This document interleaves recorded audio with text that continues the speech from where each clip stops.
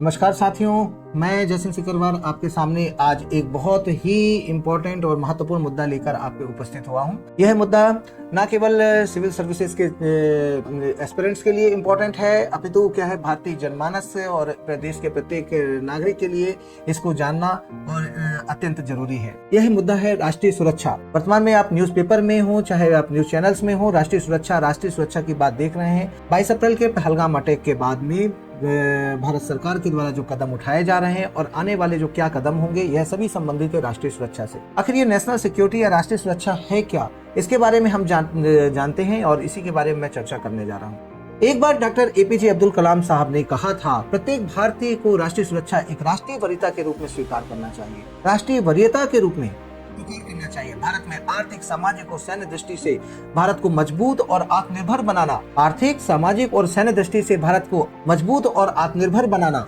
हमारी मातृभूमि और भावी पीढ़ियों के प्रति प्रमुख कर्तव्य होगा। यह डॉक्टर एपीजे अब्दुल कलाम साहब ने कहा था। यह जो है भारत को आर्थिक, सामाजिक, सैन्य दृष्टि से मजबूत बनाना ही क्या है, राष्ट्रीय सुरक्षा है। अपने देश के लिए सब कुछ बलिदान कर देने की ललक जो होती है, वह किसी देश की वास्तविक ऊर्जा होती है। और यह जो वास्तविक ऊर्जा होती है, इसी ऊर्जा के द्वारा कोई देश अंतर्राष्ट्रीय राजनीति में, अंतर्राष्ट्रीय पटल पर अपनी उपस्थिति दर्शाता है।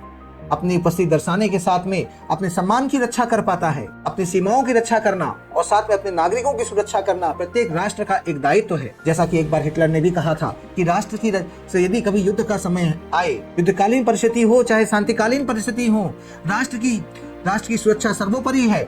और उस सुरक्षा के बाद में नागरिकों की सुरक्षा और सबसे अंत में स्वयं की सुरक्षा सर्वोपरि। सबसे अंत में स्वयं की, मतलब सबसे पहले राष्ट्र, फिर उसके हमारे नागरिक और उसके बाद में स्वयं की सुरक्षा। तो आज हमारे प्रत्येक राष्ट्र का और राष्ट्र की सरकारों का कर्तव्य यह होता है कि सबसे पहले राष्ट्र की सुरक्षा की जाए, फिर नागरिकों की सुरक्षा की जाए।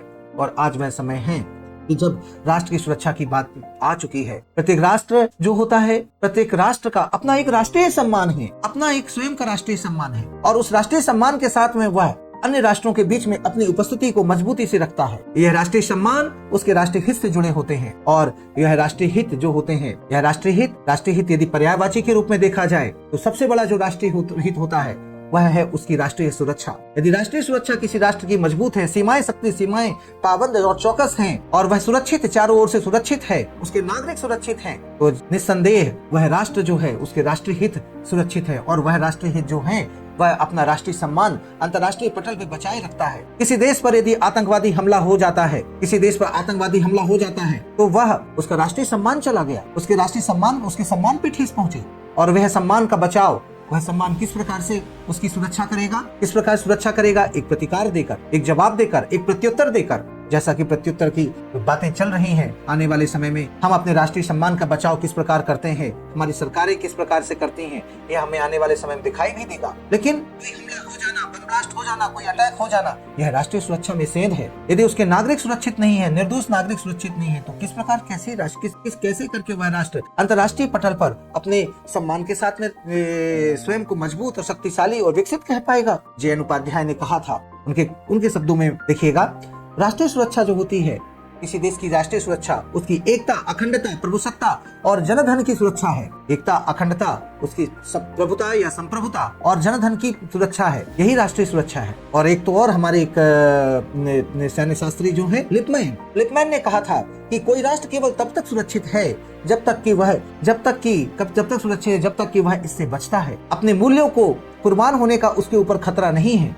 और यदि जब उसे ललकारा जाए तब वह युद्ध करके अपने इन मूल्यों को स्थापित कर सके और उनकी रक्षा कर सके, वही राष्ट्रीय सुरक्षा है। तो राष्ट्रीय सुरक्षा जो है आज वर्तमान में अपने मूल्यों को स्थापित करने और उनको बचाए रखने, उनको कायम रखने की सबसे बड़ी आवश्यकता आज वर्तमान समय में है। राष्ट्र की इस प्रकार से राष्ट्रीय सुरक्षा जो होती है, किसी भी राष्ट्र की सामाजिक, आर्थिक, राजनीतिक और सांस्कृतिक मोर्चों पर एक ऐसी सुरक्षा को व्यक्त करता है जिसे सभी मोर्चों पर वह स्थिरता और गतिशीलता के प्रतिमानों का प्रसार कर सके और साथ में राष्ट्रीय हितों की अखंडता पर कोई भी आघात न हो। वे राष्ट्रीय हित बने रहे, उसके देश के राष्ट्रीय हित बने रहे, उनके नागरिकों के राष्ट्रीय हित बने रहे और उसके नागरिक जो है स्वतंत्र वातावरण में चैन की सांस ले सके, निश्चिंत होकर सो सके, किसी भी प्रकार का भय न हो, एक भयमुक्त समाज की स्थापना, एक भयमुक्त राष्ट्र हो सके, यह राष्ट्रीय सुरक्षा है। अब यह देखेंगे यह राष्ट्रीय सुरक्षा आखिर किन तत्वों पर निर्भर करती है, या ऐसे कौन से तत्व हैं जो राष्ट्रीय सुरक्षा को प्रभावित करते हैं। प्रथमतः यदि देखा जाए तो भौगोलिक तत्व, किसी देश की जलवायु, उसकी स्थल आकृतियां, उसकी सीमाएं, उसके सीमांत, उसका उच्चावच, यह जो होती है वह उसकी राष्ट्रीय सुरक्षा के लिए निर्धारित करने वाले कारक हैं। चाहे हिटलर हो या नेपोलियन हो, आपको याद होगा या ध्यान होगा कि सोवियत संघ को उस समय कभी नहीं जीत पाए। वह क्यों नहीं जीत पाए?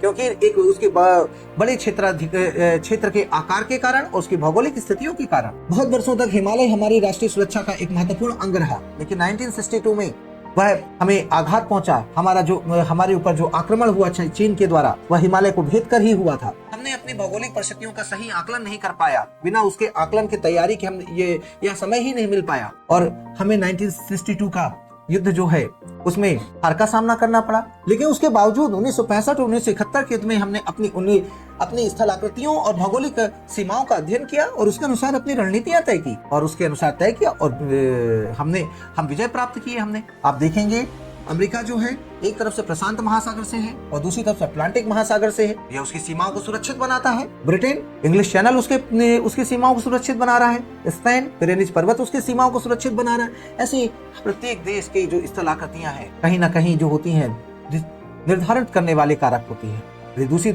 और इसके बाद देखा जाए तो अगला तत्व जो है वह प्राकृतिक संसाधन है। किसी देश में प्राकृतिक संसाधन कैसे पाए जा रहे हैं? वह प्राकृतिक संसाधन में जल संसाधन है, वन संसाधन है, उसकी भूमि संसाधन है, उसके मानव संसाधन स्वयं है, खनिज है, उसका किस प्रकार के संसाधन है, और उस किस प्रकार के उन संसाधनों के द्वारा वह किस प्रकार से उसका उपयोग करके अपनी राष्ट्रीय सुरक्षा में उनका उपयोग करता है। यह भी बहुत इंपॉर्टेंट है। इसके अतिरिक्त उन संसाधनों के द्वारा होने वाली आर्थिक, वैज्ञानिक और औद्योगिक विकास जो है, किस प्रकार का औद्योगिक विकास कर रहा है, किस प्रकार की चीजें वह डेवलप कर रहा है, यह भी बहुत इंपॉर्टेंट है। उस देश में होने वाला यातायात एवं संचार के साधन कैसे हैं, यातायात एवं संचार के साधन कैसे हैं, वह देश को किस प्रकार से कनेक्ट करते हैं, यह भी बहुत इंपॉर्टेंट है। यातायात एवं संचार के साधन में सभी आपके जल, थल और वायु सभी संसाधन आ जाते हैं। इसके अतिरिक्त उस देश की आंतरिक दशाएं, राजनीतिक दशाएं कैसी हैं, उस देश का नेतृत्व कितने मजबूत हाथों में है, उस देश के नेतृत्व के पास निर्णय लेने की कितनी क्षमता है, कितने कठोर निर्णय वह ले सकता है, यह भी बहुत इंपॉर्टेंट है। यह राष्ट्रीय सुरक्षा को निर्धारित करता है। यह इसके अलावा उस देश का रक्षा तंत्र कितना मजबूत है, वह देश किसी हमले का, किसी अटैक का, किसी भी प्रकार के दुस्साहस का किस प्रकार से जवाब दे सकता है, यह भी बहुत इंपॉर्टेंट है। और अंत में सबसे बड़ा और महत्वपूर्ण जो है वह है उस देश का राष्ट्रीय मनोबल और एवं उस देश का चरित्र। आखिर उस देश का जिस देश का मनोबल, जिस देश के नागरिकों के लिए कंट्री फर्स्ट रहता है, जिस देश की राष्ट्रीय सुरक्षा सबसे सर्वप्रथम होती है, उस देश का राष्ट्रीय मनोबल अपने आप में ऊपर होता है, उस देश का राष्ट्रीय चरित्र अपने आप में ऊपर होता है, और वह देश उस देश पर हमला या आक्रमण करने का दुस्साहस कोई कर ही नहीं सकता, आंख उठाने की हिम्मत नहीं कर सकता, और यदि करता भी है तो इसका मुंहतोड़ जवाब दिया जाता है। तो मित्रों, इस प्रकार से राष्ट्रीय सुरक्षा जो है देश की एकता, अखंडता और संप्रभुता और राष्ट्रीय हितों की रक्षा करना है। हमारे देश के नागरिक जो हैं भय मुक्त वातावरण में सम्मान के साथ जीवन जी सके, यह राष्ट्रीय सुरक्षा है। पहलगाम अटैक के बाद में प्रत्येक नागरिक का सम्मान दिया, वह अपने सम्मान वापस चाहता है। लगातार हो रही कैबिनेट कमेटी की बैठकें, राष्ट्रीय रक्षा परिषद की बैठकें, ये सभी उस भयमुक्त माहौल को वापस लाने की, न केवल कश्मीर में, और उस सम्मान को बनाने की कोशिश की जा रही है। या वह बहुत जल्द देखने को भी मिलेगा। हमारा देश मजबूत हाथों में है, और यह राष्ट्रीय सुरक्षा जो है कंट्री फर्स्ट, प्रत्येक राष्ट्र के प्रत्येक नागरिक के लिए कंट्री फर्स्ट की बात जो है, राष्ट्रीय हित सबसे ऊपर, सर्वोपरि हो, यही राष्ट्रीय सुरक्षा है। धन्यवाद। अगली में कुछ और मुद्दों को लेकर मैं उपस्थित होऊंगा जो कि राष्ट्रीय शक्ति और अन्य इससे संबंधित है। आप देखते रहें। Thank you.